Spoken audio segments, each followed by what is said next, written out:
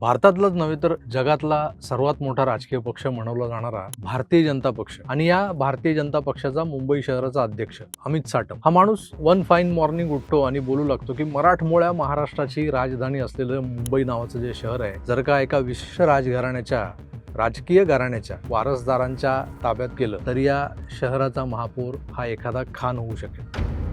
धुळ्यातल्या लोकसभा मतदारसंघातला भाजप उमेदवाराचा पराभव हा कसा मुसलमानांच्या वाढलेल्या किंवा मुसलमानांनी केलेल्या एक गठ्ठा मतदानामुळं हा पराभव झाला होता ते त्यांनी अगदी स्पष्ट करून सांगितलं होतं. आजवर माननीय बाळासाहेबांनी ज्या आपल्या दहशतीनं जरब बसून गप्प केलेले मुसलमान आज या शहरात संख्येने कसे काय वाढले. टाटा इन्स्टिट्यूटच्या रिपोर्टनुसार मुंबईत बांगलादेशी आणि रोहिंग्या घुसखोरांचे प्रमाण वाढत चाललेलं. हे लोक इथं केवळ येत नाहीत तर इथल्या व्यवस्थेचा भाग बनतायत. धक्कादायक म्हणजे काही स्थानिक लोक स्वतःच्या फायद्यासाठी या घुसखोरांना मदत करतायत. ओला उबेर पासून अर्बन क्लबच्या सफाईवाल्यापर्यंत सगळीकडे हे बांगलादेशी घुसलेले.